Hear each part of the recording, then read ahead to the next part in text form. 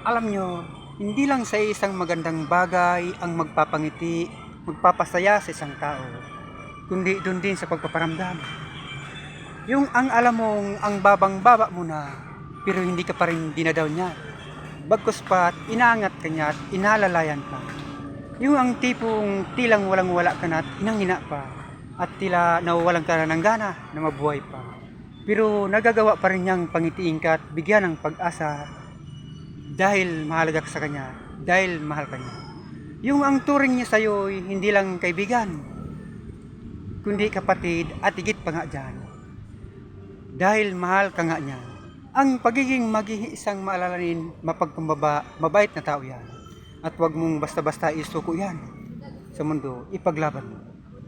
Welcome, Xiapi. Maligaya kong harapin ang unang kong kabanata, Xiapi. Ito ang yugto ng aking buhay, Xiapi. At atin ang kakalimutan ang noon na nagitang ko. Mga nauna at nawali kong nakaraan.